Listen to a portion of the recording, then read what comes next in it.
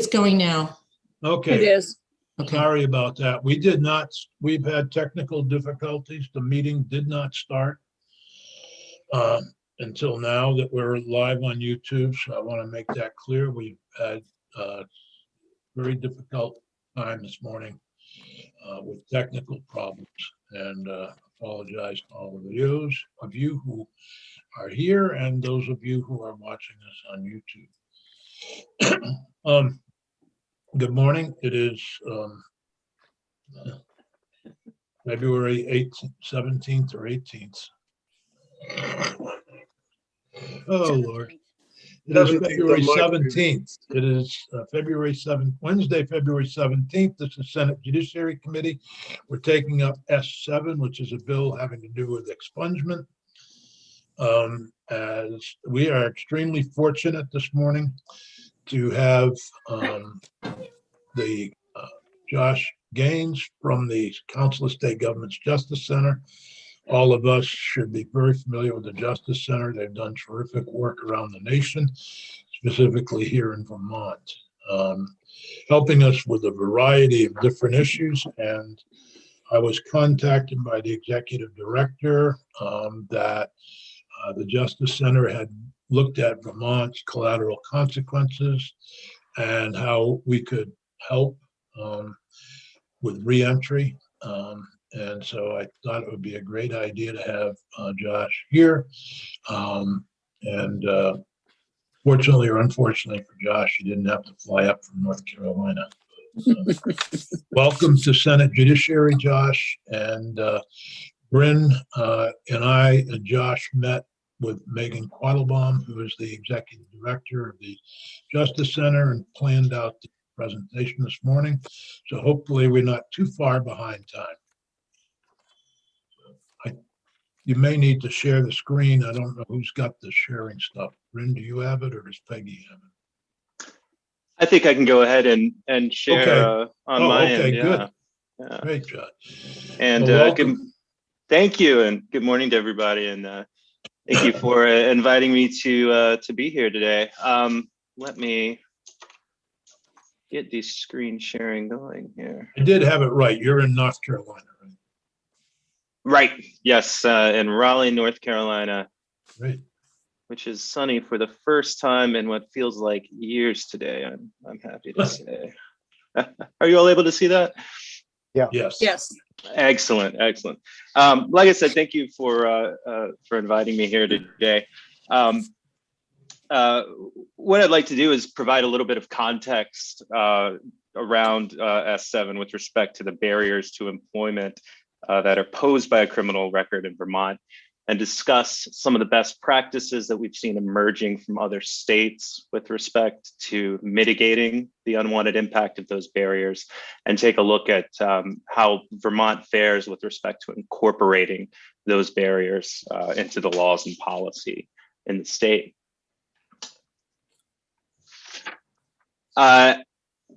As I've heard, there's a lot of familiarity with the Justice Center in the state of Vermont, given the work that we've been doing there. Just to provide a little bit of background, we're a national nonprofit, nonpartisan organization that combines the power of a membership association representing state officials in all three branches of government with policy and research expertise to develop strategies that increase public safety and strengthen communities. The areas we work in are justice reinvestment, behavioral health, law enforcement, corrections, reentry, and juvenile justice. We're based on a consensus model. We're research driven. Our goals are breaking the cycle of incarceration, advancing health opportunity and equity, and using data to improve safety and justice. So kind of the backbone of what I'd like to share today is drawn from two publications that we just recently published, dealing with research around criminal record-based barriers to economic mobility, and then best practices and strategies for states going forward. The first is After the Sentence, More Consequences. It's a national report on barriers to work. It looks at the scope and operation of these barriers, also called collateral consequences across the country with state-specific profiles, including one for Vermont, which you see here and which I'll go through in a bit. We also released the what we call the state playbooks on removing structural barriers to employment. So this is a look at best practices that we've identified as emerging from states across the country, and then state-specific playbooks, which essentially identify where each state is meeting or incorporating or failing to incorporate those best practices with respect to very specific goals and strategies around reducing barriers.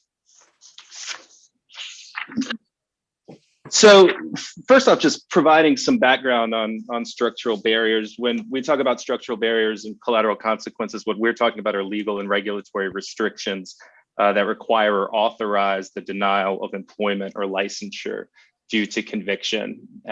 We see those in three main areas: barriers to occupational licensing, barriers to business licensing, and then what we refer to as direct employment barriers. So these are restrictions on being able to retain or hire somebody with a conviction. We include business licensing due to the fact that it impacts self-employment, entrepreneurial opportunities, and given the difficulty that many people with criminal convictions have obtaining employment with somebody else, it's often important that they have routes to create their own means of employment and economic mobility.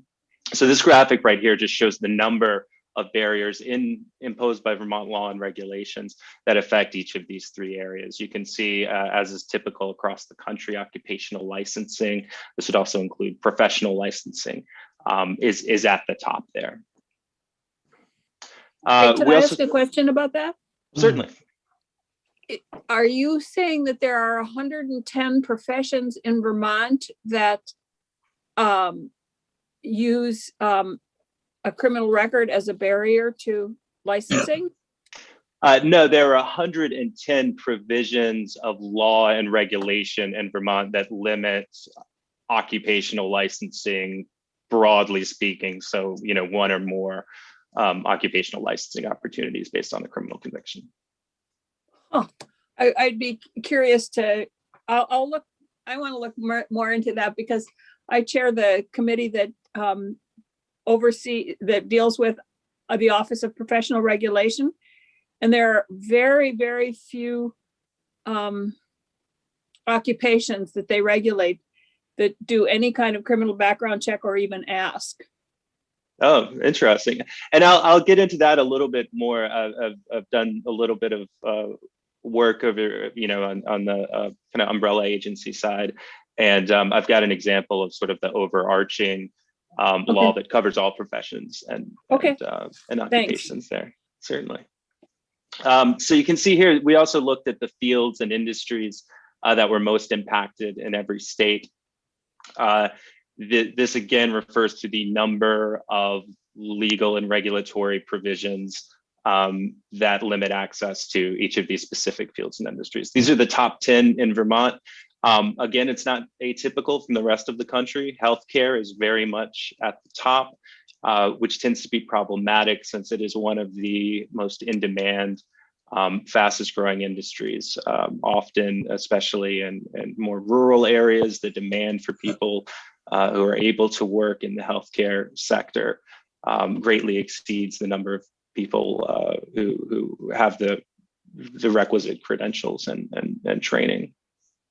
And one thing I'd like to note about these numbers is that not all barriers are equal. So we talk in terms of numbers because it's often easy to illustrate with a graphic and make the point.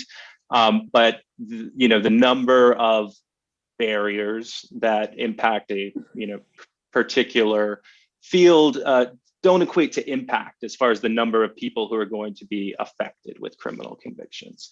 And there's a big one to illustrate this point. Occupational licensing broadly in Vermont may be denied on the basis of a person being convicted of a crime that is, quote, related to the practice of the profession, or conviction of any felony at all, whether or not it is related to the practice of the profession. So that's pretty massive. When we do, these counts, and you looked at the numbers I was showing earlier, that's one, right? But that covers all felonies, and that covers all professional licensure in the state. So the numbers can be a bit deceiving. So how are these things? How do they work? How do they operate? We divide it into sort of two main categories: whether they're mandatory, whether they must be imposed anytime a person has a disqualifying conviction, and whether they're discretionary. Whether a licensing agency, an employer, anyone else can choose to employ somebody with a potentially disqualifying conviction, but is also authorized to disqualify should they choose to do so. You can see in Vermont the number of barriers that are mandatory, a little less than half. That's about par with the rest of the country. The other way we look at operation is whether they're time limited or indefinite. That's pretty self-explanatory. A time limited barrier is generally measured in the number of years since conviction or since discharge of sentence. So this would be, someone someone with a felony is ineligible for a license for 7 years after the date of release, for example.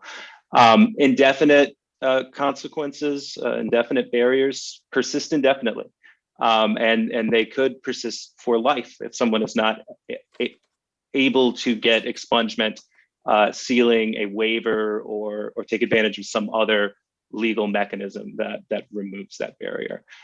As with most of the country, the vast majority of barriers in Vermont do persist indefinitely. And then the final, kind of aspect that we look at when we're analyzing these consequences is what triggers them. So what specific offenses will disqualify you or potentially disqualify you from a particular job or license? We've broken it down here into some common categories, sort of broadly stated. The biggest, and this is again true for the rest of the country as in Vermont, is any felony. So if you have a felony, there are going to be a lot of barriers, regardless what the felony is, and regardless often of its relationship to a specific job or license. You're much more likely to have to deal with these barriers. But what's surprising to a lot of people is any crime comes in shortly after that, and that's also true across the country. Usually these are discretionary barriers that say you can be disqualified from employment or licensure based on the conviction of any crime, whether it's a felony or a misdemeanor. So some of these can be exceedingly broad.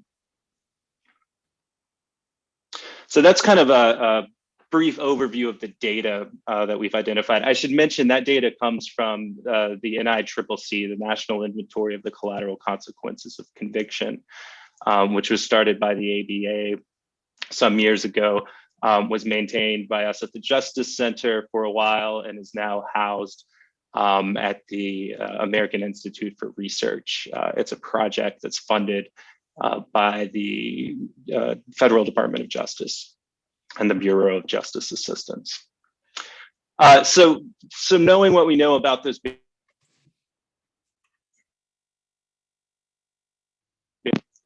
pardon me, my speaker decided to interrupt me there. So knowing what we know about those barriers, what are states doing to mitigate the adverse impacts of those? And specifically, what has Vermont done? We identify, when we look at best practices, some major goals and then some strategies for achieving each of those goals. And like I said, these are drawn from what we've seen emerging from the states recently. The first big goal is limiting mandatory and indefinite collateral consequences. This allows decision makers greater flexibility in deciding whether to hire workers with convictions, and allows workers to be free from collateral consequences after a reasonable period of time. This goes to something I should have mentioned at the outset, but the overarching goal with all of these best practices is not necessarily to eliminate these barriers entirely, but to strike an appropriate balance where opportunity is maximized while any risk to public safety is minimized. So that's what these are about, and that's why we talk about giving decision makers greater flexibility, not tying their hands when we talk about mandatory barriers. So Vermont, places no general limitations on the imposition of mandatory barriers. There are some states that do. For example, many states have enacted overarching licensing laws that say, for example, notwithstanding any other provision of law, a criminal record shall not in and of itself prevent somebody from obtaining licensure. And it essentially takes all of those mandatory barriers that exist under law and converts them into discretionary barriers. Vermont doesn't have an overarching limitation on consideration of older convictions. A number of states have done that. You can't consider any conviction more than 7 years old. That tracks with what data shows about recidivism and the fact that the longer somebody goes without having been convicted of a crime, the less likely they are to be convicted of a crime. And in fact, the predictive value of someone's prior conviction starts to approach, in many cases, it starts to be the same as someone who's never been convicted after just a short number of years. States have tried to eliminate, or actually have, required decision makers to eliminate the use of vague terms to describe triggering offenses and offense categories. These are terms like crimes of moral turpitude, good moral character, all of these sorts of things, which just open the door so widely for the consideration of any criminal history information at all, regardless of its relationship to a particular job or license. States have also broadly prohibited consideration of lower level offenses. So this is, you may not consider any felony, any misdemeanor offense, with exceptions often for violent offenses or things of that nature. Vermont has not implemented either of those types of limitations. And by the way, when I say hasn't implemented, these go to licensing, to public employment, and to private employment as well. So the second big goal is to align the offenses that trigger collateral consequences with direct public safety concerns. That basically just means that you are not granting an authorization to an employer or to a licensing body to disqualify somebody for more offenses that need to be disqualifying to protect the public in the context of that particular job. As we saw, that any felony, any crime numbers in Vermont suggests that there's a lot more that can be done to kind of more narrowly tailor the specific offenses that will trigger barriers to a specific job or license. The third major goal is promoting. Well, let me back up a little bit. So we were kind of talking about earlier mandatory barriers, right? These hard stops. If you have a disqualifying conviction, you will not be employed. You will not get a license. The next step beyond that is discretionary barriers, right? There's an authorization for certain offenses. You can disqualify a person. That seems to be preferable among the states, and it seems to make more sense because it allows for more individualized consideration of a person, of their offense, of their rehabilitation. But making it work requires fairness and consistent application of those barriers.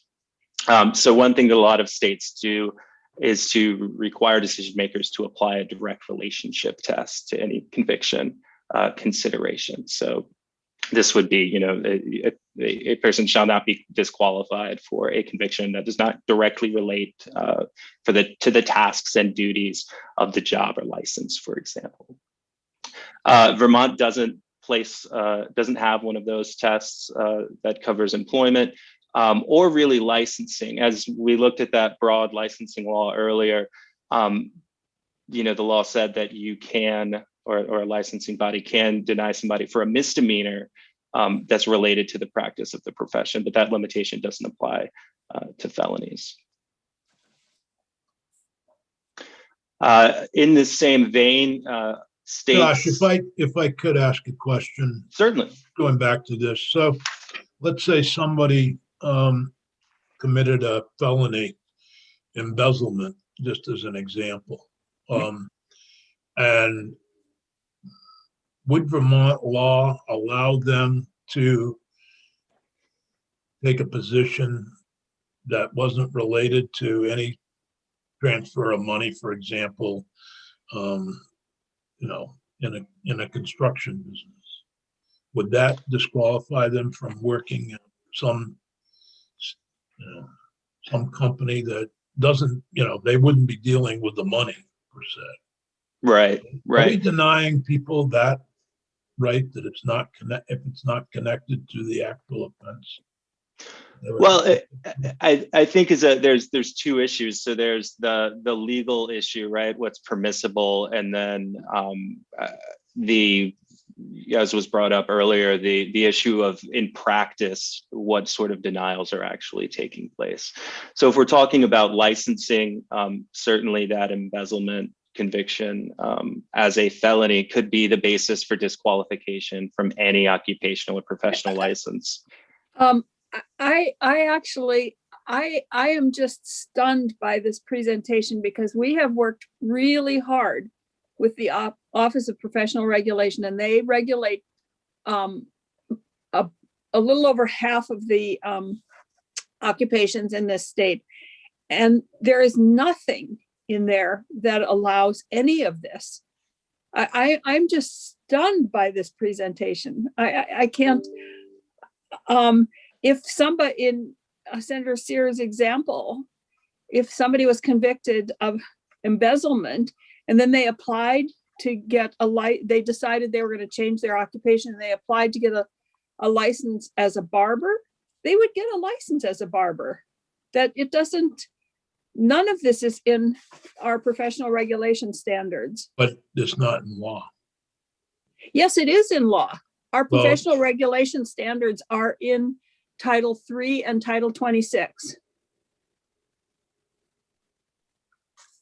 Yeah. Well, and that's, I mean, that point is absolutely well taken. And like I said, the difference between law and practice is certainly significant. One thing I'm going to talk about in a moment is the issue of deterrence when it comes to people with convictions, and knowing that if you are someone who's pursuing licensure or a particular field of employment, where you stand and what is permissible and what isn't with respect to your criminal conviction.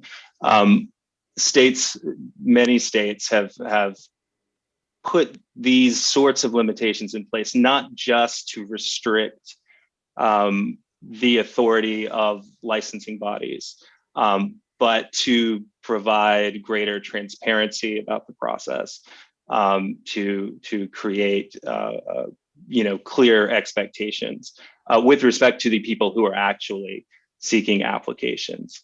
It may not be the case in Vermont, certainly, but often, the licensing decisions, the processes, the practices that are used internally can be a real black box for people on the outside applying for that licensure. But absolutely, I mean, the point is well taken. And I, know even before some of these practices that were recently put into law, for example, that I'll discuss in a moment, were put into law, the agency was already, of its own accord, doing some of those policies or using some of those policies. Will you tell me again where these came from? Because I am just stunned that there are 97 different applications that say that any felony prohibits a licensure, and 74 any crime. So you tell me where you got them, and I'm sure. I'm just blown away. Yeah, sure. It's the National Inventory of Collateral Consequences of Conviction is the source. That's National Inventory of Collateral Consequences of Convictions. Right. And I can give you a long URL, but if you just type that into Google, it'll be the first thing that comes up. It's Okay.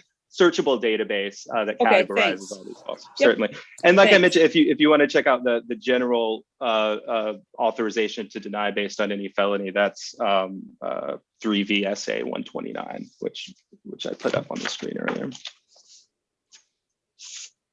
3 BSA 129. 3 is the controls all the occupations. Title 3. Title 3. Okay. All right. So the other,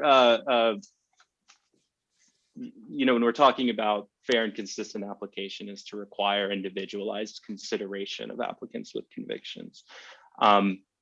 This and by the way, let me just say too that licensing is certainly a part of this, but public employment and private employment are as well. So it's not specifically restricted to licensing, the best practices we're talking about here. So requiring individualized consideration of applicants with convictions is an emerging best practice. This is something that a majority of states now do. It basically says you can't look at a conviction of a person and on that basis alone disqualify somebody, even if you have the authority to disqualify somebody on the basis of that conviction. Josh, so I realize Senator White's focused on the professions that are regulated by the state. Yeah. And your study does too, but I had an inquiry from another member of the Senate regarding people getting into the new jobs in the green energy world. Are there things that would inhibit somebody who is just getting out of prison from working on any of those new jobs? Not that I'm aware of specifically. One thing is, especially if we're talking about licensure, it tends to be the case that more technical occupations and professions, especially at lower levels, entry-level positions, don't generally require that sort of licensure and aren't. So becoming an electrician, it wouldn't disqualify. An electrician could, and I'm not aware of that specifically in Vermont, and that's something I can certainly take a look at. But to the extent that that's licensed, of course, the practical, in practice, whether a conviction will be disqualifying is certainly a different matter. Okay. Thank you. So an individualized assessment of applicants is often required to determine whether a benefit or opportunity should be denied to the individual. This is something that's actually required generally by Vermont law. What Vermont law does not do is provide specific guidance about how that assessment should be carried out and what factors should be considered in that assessment. And this is something that most states do with respect to licensing, and many do with respect to public employment, and even some with respect to private employment. And these factors that generally must be considered are the nature and seriousness of the offense, age at the time of the conviction, time elapsed since completion of sentence, and evidence of rehabilitation. Now, and according to the Office of Professional Regulation, like I said, there's no requirements in law that those factors be considered, but the office says that it does evaluate applicants on a case-by-case basis and considers many of those factors: time since conviction, nature of the offense, and evidence, rehabilitation, and connection to the profession itself. So in practice, that's being done, even if the law itself does not require it. And when I say being done, the Office of Professional Regulation obviously isn't regulating all of the licenses in the state, but within their purview, that seems to be the case. Providing applicants rejected with a written explanation of reasons for denial of licensure or employment, something that's often required.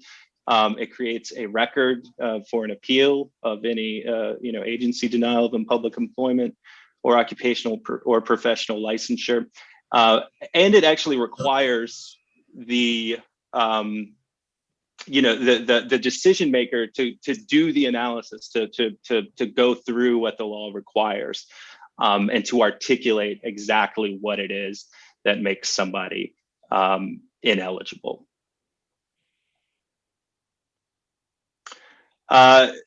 Goal 4, promoting transparency about how convictions are likely to impact employment and licensing opportunities. The issue here is just, making sure that people know the extent to which their conviction may be disqualifying, making that information accessible to them, not leaving any sort of prohibitions or policies buried in the internal policies of an agency or in the codes. Vermont doesn't have anything statutory that requires that. However, the Office of Professional Regulation does provide online information about the criminal history consideration process. That's very accessible and easy to find.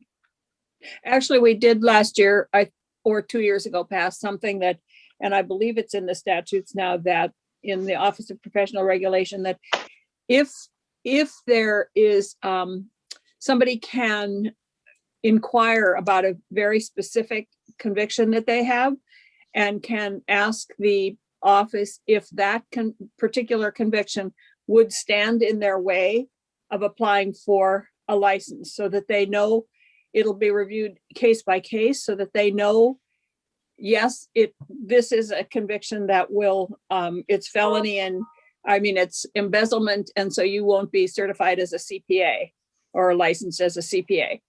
And they will know that beforehand, before they go through the whole application process. Right, and you're one slide ahead of me. But it's a great point. And going to that issue of thank you for the segue, Senator White. Perfect. Sorry, but I'm just stunned by this whole thing. So, well, I'll talk just a little bit more about that in a second. But the other aspect of promoting transparency is to actually require decision makers to list the specific offenses that may be considered disqualifying. That's something Vermont doesn't do, but it's basically a licensing board, a public employer has to say, for this position, these are the types of offenses that we consider related enough to the position that we might disqualify you. That creates transparency in the process. It puts people on notice when they're applying, and restrains the exercise of discretion to some degree. And allow for a pre-application determination of eligibility, as we discussed. The interesting thing is that this was put into law last year.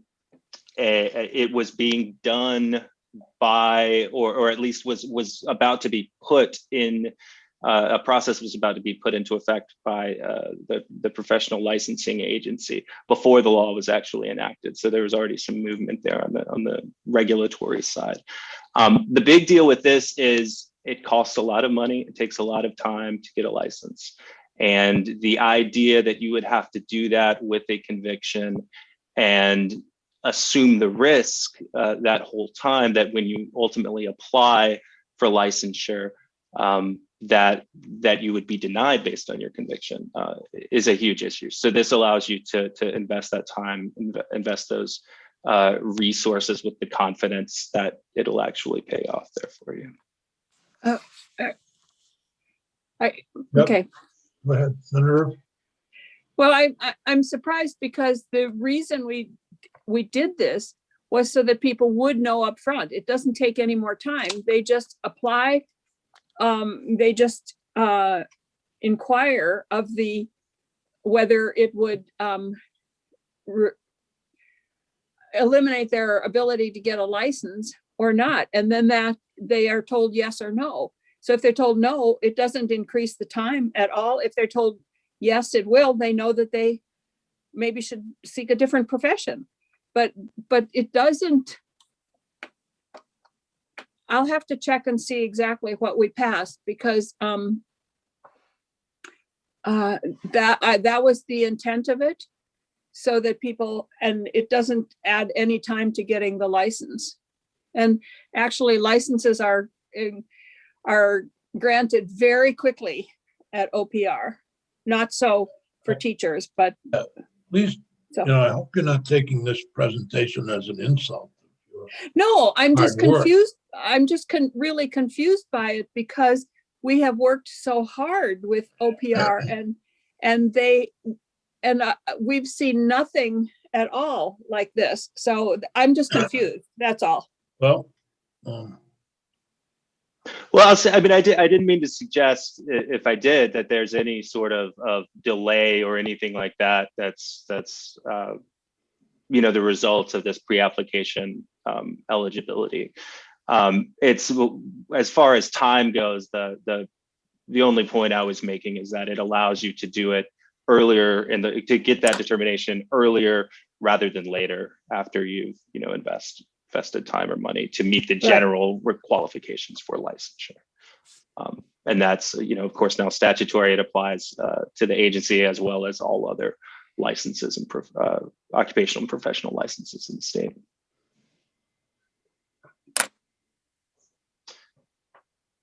So now we come to expungement and sealing and expanding the availability and effect of relief mechanisms. And when we say relief mechanisms, I'm talking about these broadly effective means of getting rid of a variety of different barriers to work. And we've been talking about structural barriers, but these also have the effect, of course, of mitigating sort of these soft barriers, these barriers that employers impose based on just the stigma that exists against employing people with criminal convictions. So Vermont, has expungement and sealing, has since I believe about 2013.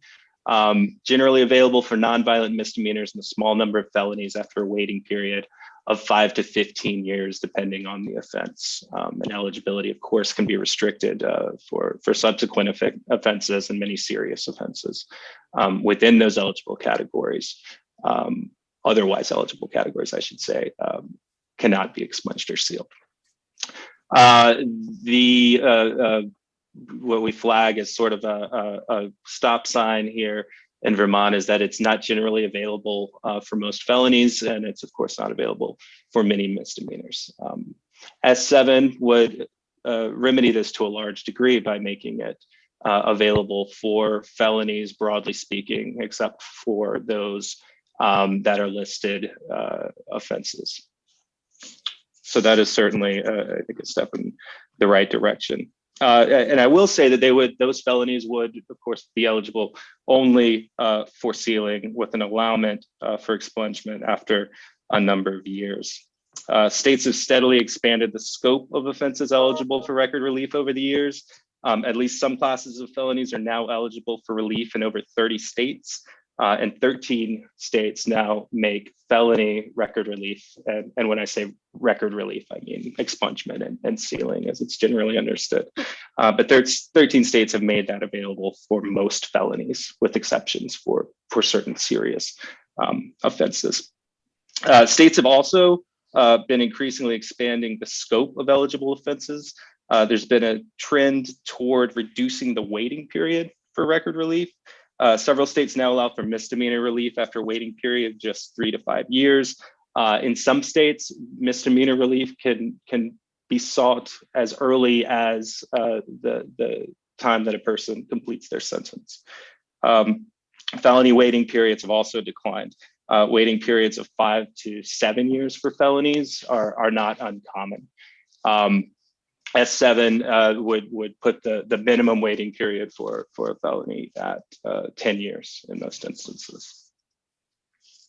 And one thing I'll note is that waiting periods generally represent the minimum period of time that a person has to wait before asking a court to expunge or seal their record. Where relief is discretionary, as it is in Vermont and most states, satisfaction of the waiting period doesn't entitle a person to relief. Right? It's just how long you have to wait to ask for it.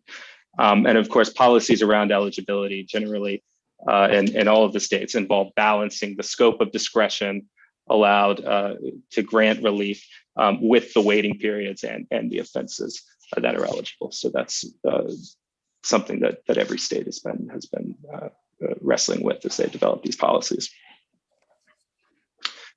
Um, Expungement and sealing are discretionary in all instances, and the law provides little in the way of standards to guide the court's discretion. However, this is something that's not addressed in S7. Currently, the law grants courts broad discretion to deny a petition, generally only subject to a vague best interest of justice standards. The trend in most states has been toward providing clear standards to guide the exercise of discretion. In a report issued pursuant to 2018 legislation in Vermont expanding expungement, Act 178, Vermont Legal Aid proposed expanded standards that would require expungement if a petitioner can demonstrate rehabilitation, mitigating circumstances, or a significant hardship due to a criminal record. And while these specific considerations may not necessarily be appropriate in Vermont, they're certainly well suited as factors for consideration in any balancing test that might weigh the state's interest in keeping the record public against any unjust adverse impact faced by the petitioner. And those sorts of balancing tests as limitations on discretion to deny relief are increasingly common in the states. Many states have moved toward mandatory expungement when objective eligibility requirements are met. States like Indiana have created a two-tiered system whereby relief is mandatory for lower level offenses and discretionary for higher level offenses. So when you look across the country, it's certainly not an either or when it comes to discretion. There's been room for innovation made there. Create or expand targeted near-term relief mechanisms. Vermont's really good here. You guys have a order of limited relief and a certificate of restoration of rights, which knocks away those mandatory licensing and employment barriers and converts them into discretionary barriers. Vermont's kind of innovated long ago with this as a part of the Uniform Collateral Consequences of Conviction Act. So I'll just leave that there for now.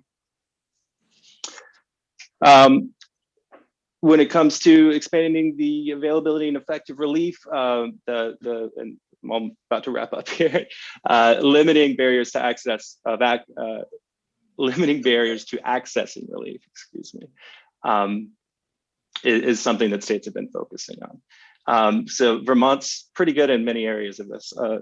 The law requires the courts and Department of Corrections to notify people of their eligibility for expungement at various stages in the criminal process. Fees are relatively low and they may be waived, but there are some major hurdles to access. The first one is that neither expungement, sealing, nor certificates of relief are automatic. They're only available upon petition to the court. This makes sense, of course, because it's discretionary in all instances. But a number of states have been moving towards automated record relief. The reason for this is that very recent research has shown that the number of people who are eligible to receive expungement or sealing in many states it far exceeds the number of people who actually get it. So for whatever reason, people are not taking advantage of these opportunities. Pennsylvania, New Jersey, California, Utah, and just recently Michigan have all enacted automated record sealing or expungement legislation. This has only been happening for about the past 3 or 4 years when Pennsylvania was the first state.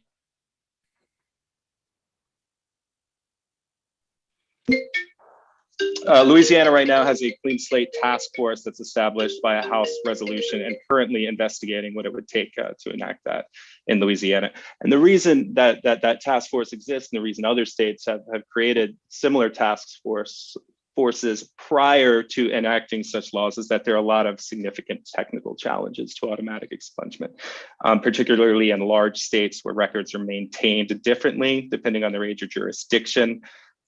Delayed implementation of automatic record relief laws is a common feature of many of these laws. It gives states time to get their systems up to date and in sync to make the process possible. California, New Jersey, and Michigan all provide for delayed implementation.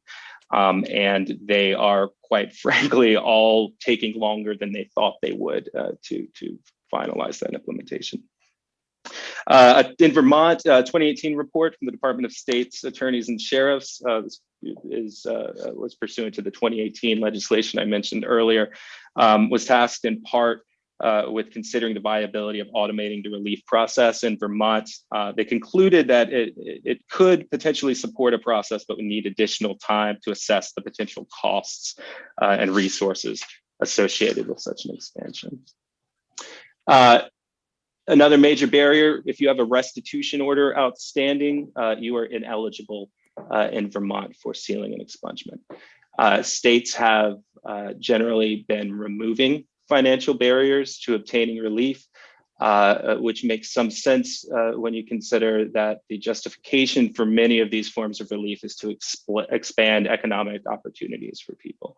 The harder it is for you to earn, the less likely it is for you to satisfy any of these financial obligations.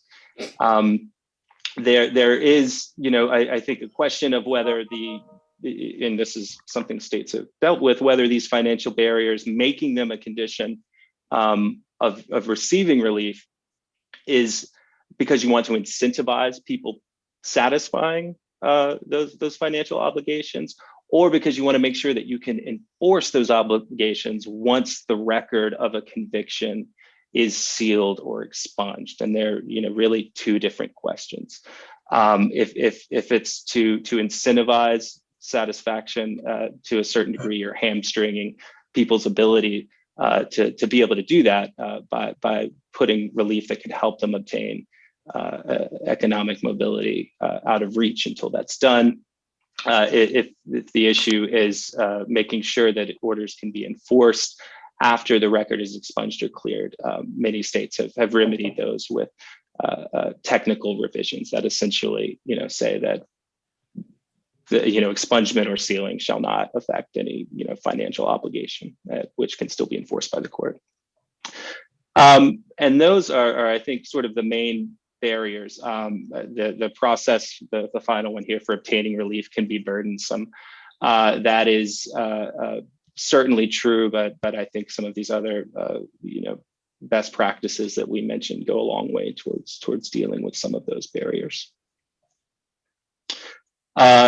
And then finally, make sure that expungement and sealing are effective at relieving these barriers. Vermont's good here.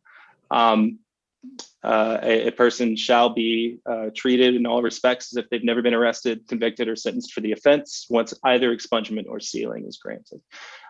Sealed and expunged records are generally unavailable to the public, to employers or licensing boards. And employers and licensing bodies are generally prohibited from requiring applicants to answer questions about their expunged or sealed records. There are some shortcomings here. State law does not explicitly prohibit employers or licensing bodies from considering criminal convictions that have been expunged.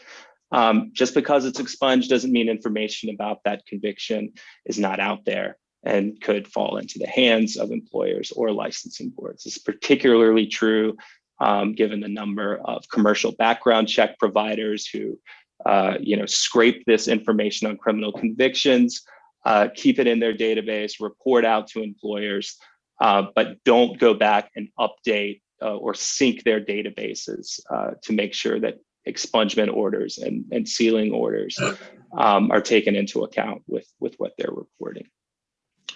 There's also, the question of if someone just happens to disclose their expunged or sealing conviction on an application, maybe it wasn't clear what was being asked, or for whatever reason.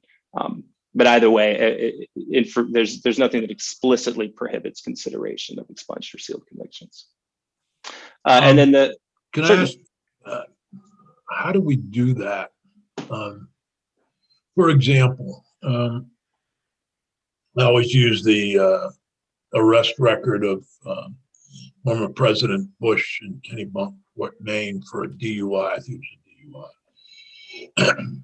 Obviously, that was an old record. I don't know if he expunged it or not, but there's no way to get rid of the news articles that were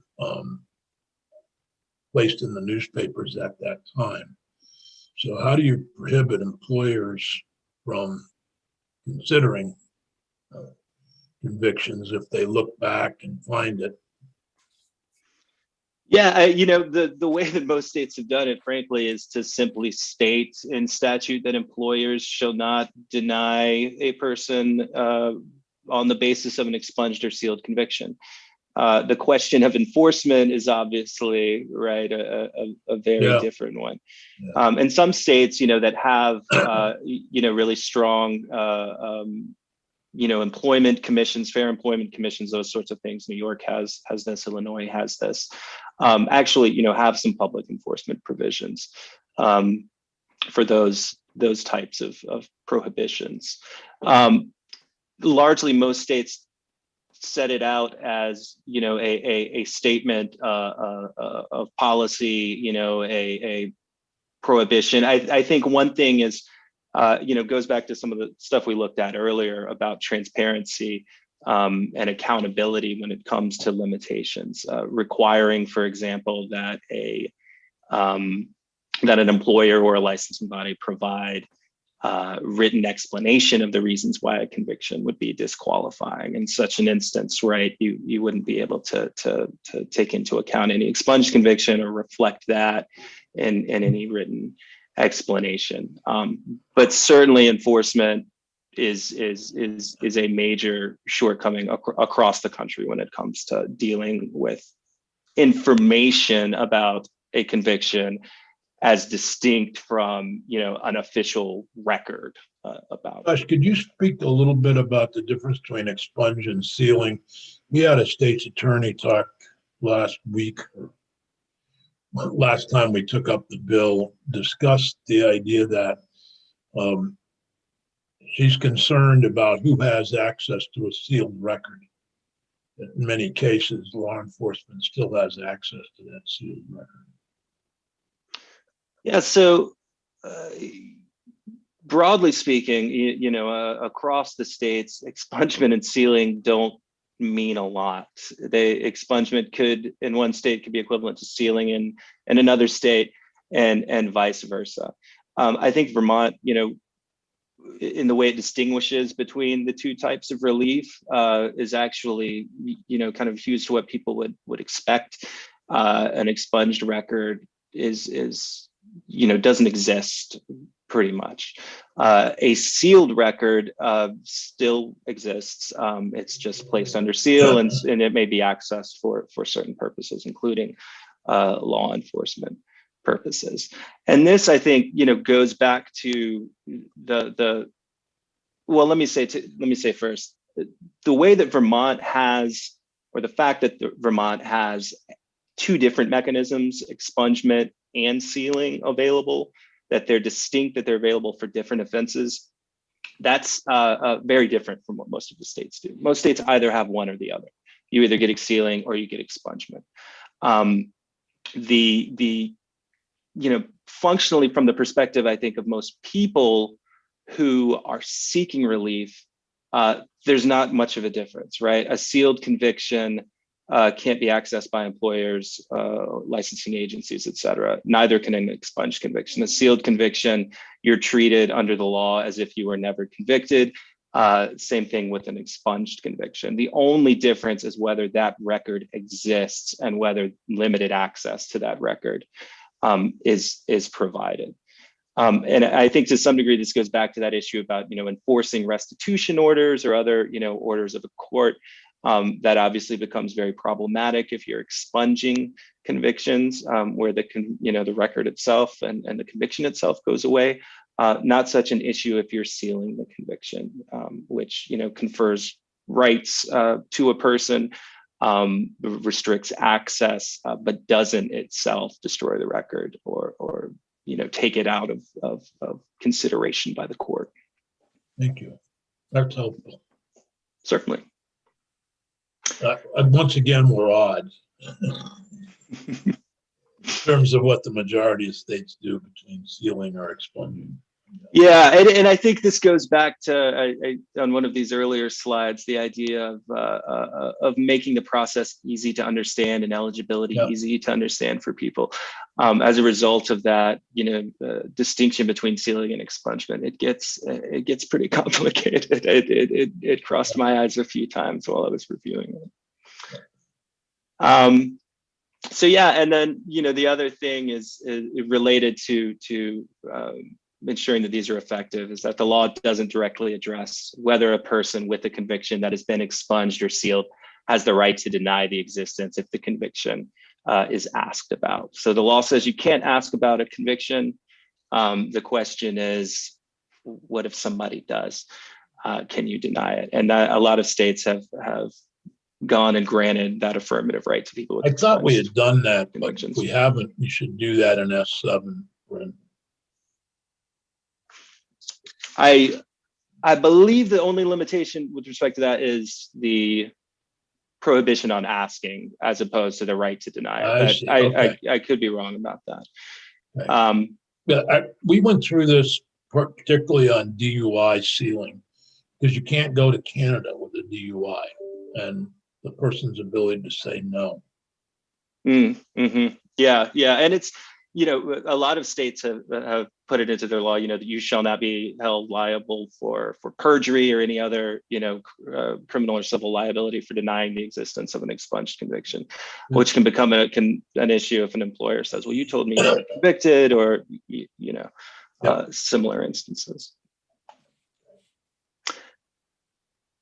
And that is all I have. I would be, thank you so much for your time and well, thank you. Be happy to answer any questions. Other questions? Maybe we go back to, are you able to join us after a break? Certainly. Sure, I can do that. Be happy to.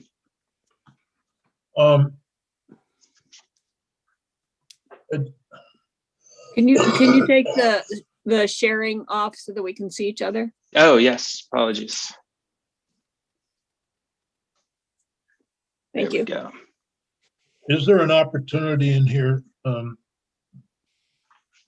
for the Justice Center to work with the state of Vermont on some of these licensing and other things that Senator White believes are covered that may not be, or how it, looking at all of those disqualifying and improving our record keeping? I mean, I can understand why a person who violated the laws regarding pharmacies, for example, a pharmacist who wrote prescriptions, probably not be able to work in a pharmacy. But there's no reason why that person couldn't work somewhere else in the medical field or some other job. And I want to make sure that Vermont law is consistent in denying them the ability to say work somewhere else in the medical profession. Senator White, or Senator Nick first, and then Senator. Okay. Oh, I think there are some things I'd like to know more about with regard to Vermont law. But also I'm wondering, talking about, say, someone wants to get licensed as a real estate agent, but they have a sex offender conviction. I mean, clearly because they're going into people's homes, it should extend over to that they wouldn't be allowed. I mean, I think there's a lot of nuances with all. Generally, we have not allowed sex offenses to be expunged. Mm-hmm. I think she's talking about licensing. Correctly. Yeah, I'm just talking about licensing. Oh, even if they're not expunged, they just. Yeah. So, Senator White. So I am going to look more at Title 3 and Title 26, and I don't have them with me, so it's going to be a little bit difficult, but I'll go online.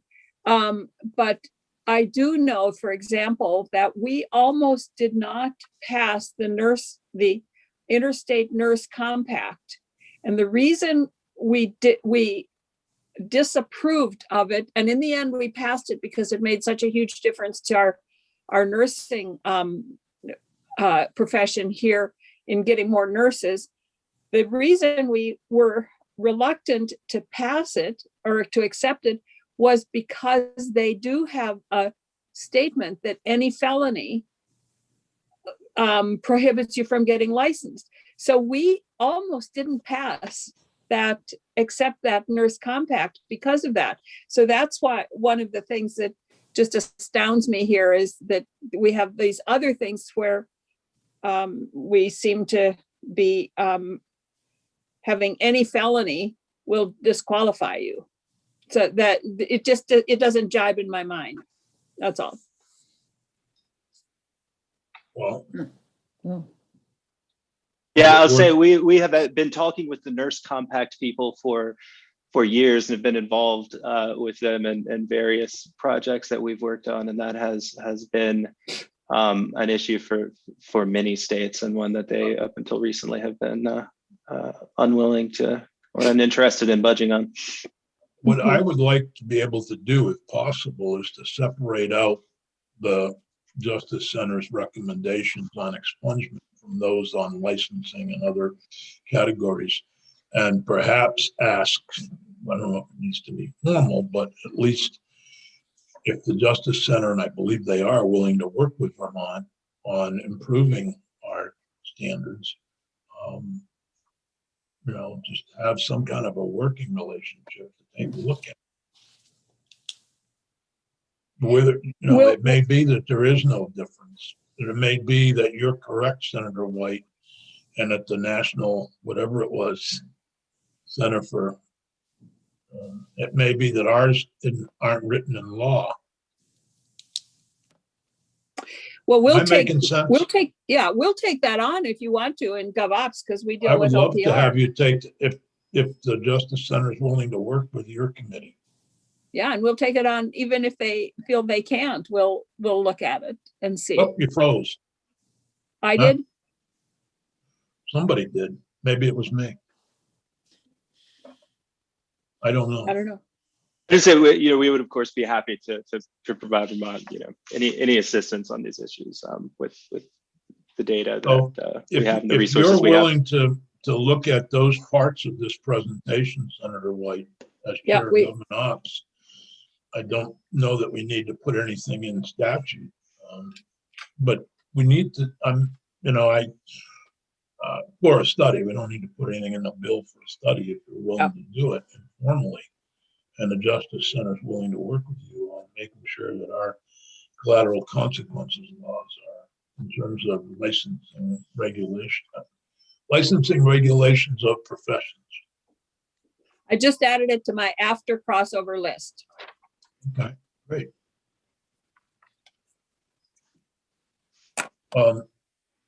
But looking specifically at the expungement issues that have been raised, I myself find, I used to work with delinquent kids and I always told them their records were sealed, but then, they get into further trouble and you read somebody has those records. Maybe it's a local police department that's sitting there with them in a file cabinet on Johnny Jones. And you learn that they've got all this stuff. That's one of the problems with sealing. And how it gets used.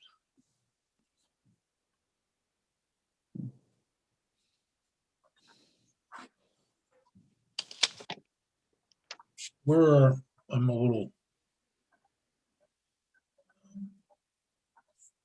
Any thoughts from anybody on the committee or any of the witnesses that are in the room right now on this presentation? In terms of the sealing part and expungement portions. Senator Bruce. Yeah, just a quick note on that. I thought Sarah George was persuasive on the possibility for harm if we get rid of expungement and just do broad-based sealing, because she was arguing that, as you just did, there would be the possibility for people to be injured on down the line without knowing it, that people are looking at their records and making decisions based on that. So just to emphasize that. Well, I thought it was interesting that most states either do one or the other, not both, and that we're.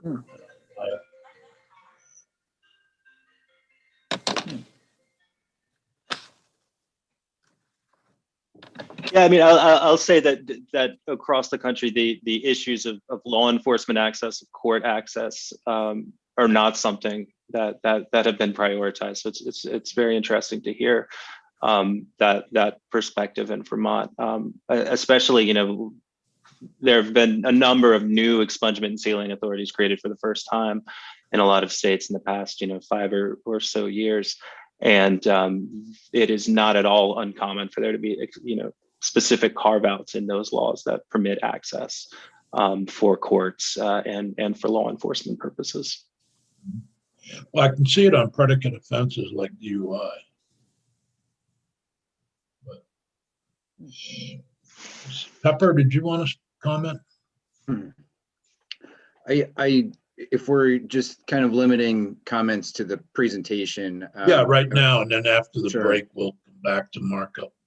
So I'm on a subcommittee right now, and many of the witnesses today, trying to figure out, and we've been doing this for a number of years now, a way not to automate the expungement and sealing process, but to create an avenue towards petitionless sealing and expungement. So the onus would not be on the individual to come forward, but kind of more along the lines of a record management policy that would, be triggered after a certain number of years if that individual had no subsequent offenses, that a petition would automatically show up either with the courts or in the state's attorney's inbox when a person became eligible based on the criteria. We have faced a number of challenges in trying to figure that process out. And so my question for Josh, as someone who kind of looks more broadly at all 50 states, if he has seen anything along those lines in other states, or even, I think maybe San Francisco has something along this lines for certain types of convictions. And it kind of providing some technical assistance to the committee, maybe thinking about that question of petitionless sealing and or expungement. Josh? So just to make sure I understand this, as opposed to sort of everything happening, behind the scenes in some algorithm that deals with, the electronic court records, this would essentially send a petition to the court on the motion of So you mentioned that the kind of uptake rate for sealing and expungement is very low. And I think that's true in Vermont as well. The known universe of qualifying convictions versus the number of people that actually come forward that are eligible is, 1%, maybe 2%. We've looked at some examples when we've expanded expungement eligibility. So that begs the question, how do we provide more relief for people that are eligible to navigate this complicated process of sealing and expungement? And so it's a perennial question. How do we automate the process so it doesn't necessarily require a petition from an individual who is eligible, knowing that he or she is eligible, knowing how to file the petition, working through the kind of various steps that are required, just trying to eliminate some of the barriers to accessing sealing and expungement. Is the idea that the petitionless process would be to request discretionary expungement, or is the idea that expungement would be mandatory under that process if objective eligibility criteria are met? We would still have the kind of interest of justice exception for the state's attorneys or the AG, but for the most part, if someone's eligible, the idea would be that it would be relatively presumptively granted, yes. And I know that this is kind of a tough question to ask, and maybe it's better that I just maybe email you offline and potentially invite you to our next stakeholder meeting. But the question was, are other states doing this, and have you seen that? That sort of process that doesn't require the petitioner to actually file a petition, that it's automatically generated through some mechanism. Yeah, I don't. So like I said earlier, there are right now California, Utah, New Jersey, Pennsylvania, excuse me, and Utah that all have automated expungement, and the way they go about that is a bit different. And at least some of those, and I'm happy to look, into this some more and get back to you about it offline. There is, quote unquote, a petition generated so that any objection can be filed to the automatic, what would be automatic based on that petition by the state. In others, it is simply, it's almost an administrative matter where the record is just sealed, and by virtue of having that administrative sealing, the law confers, rights that I discussed earlier. Like, you don't have to divulge a conviction, and your conviction cannot be considered.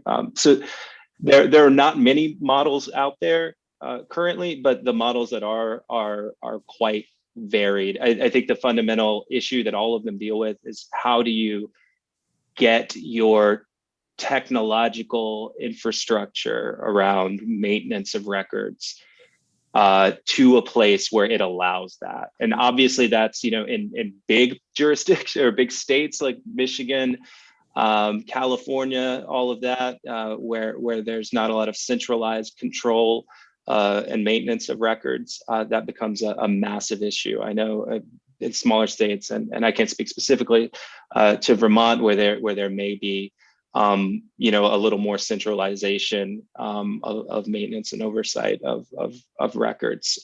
Those challenges are not necessarily as great. I'd be curious, but also how the person would know that their record's been expunged.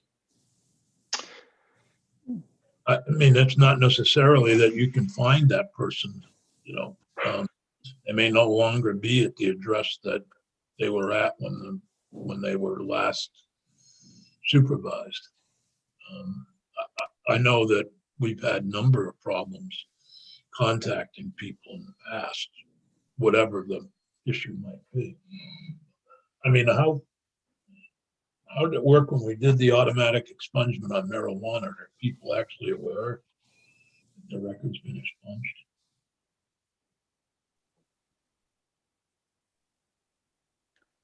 If that was a question, I think Well, it's a question of an example. Yeah. Right. We're in the process, Josh, of expunging all prior possession of marijuana charges under a certain limit automatically because we've legalized it.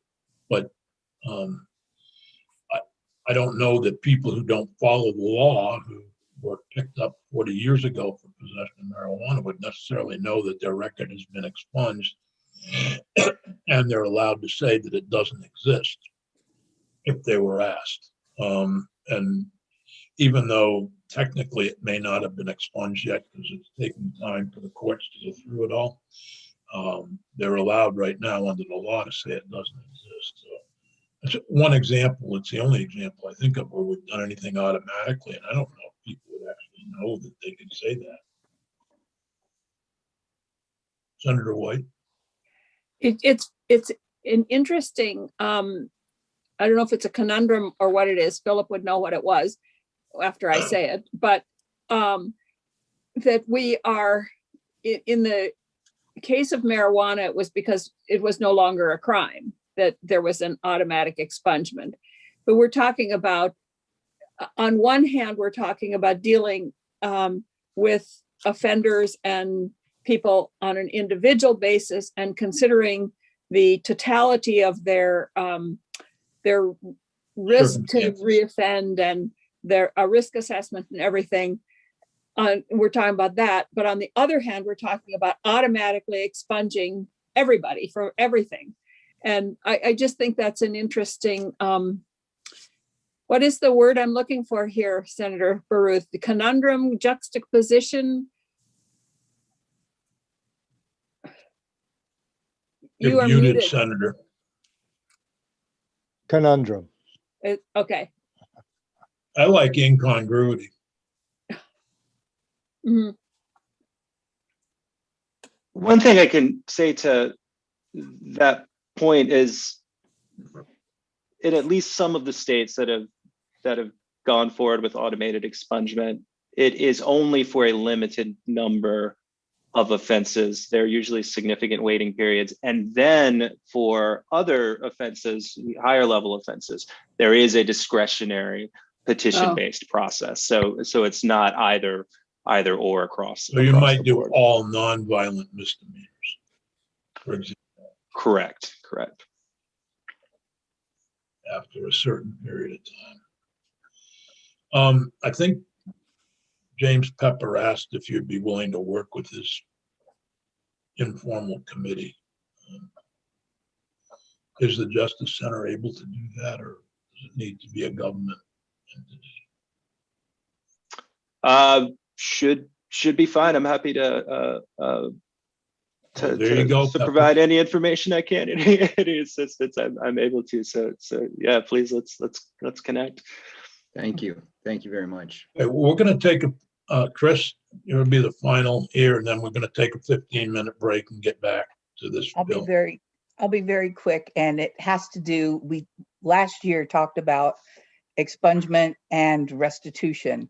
And I understand, Josh, where you said if it's sealed, then there's a possibility of still collecting it. And I'm pretty sure that the conversation last year said, if it's sealed or expunged, we have no ability to get that restitution. And that, restitution is the one piece where a victim potentially could feel more whole because actual losses happened of things. And that I would just say on behalf of victims, that's a really important piece that needs to be taken into account. That was Chris Fennell from the Center for Crime Victims. Oh, sorry. It's okay. We're being somewhat informal today, and I'm not sure Josh knew your rules. Thank you. Yeah, that point's well taken. I'll say, in a number of states where that has been an issue, it's there has needed to be, or at least was decided by the legislature that there needed to be some sort of special carve out or exception, that said, flat out restitution, shall not be affected. Any restitution order shall not be affected by, sealing or expungement. All right. We're going to take a 15-minute break and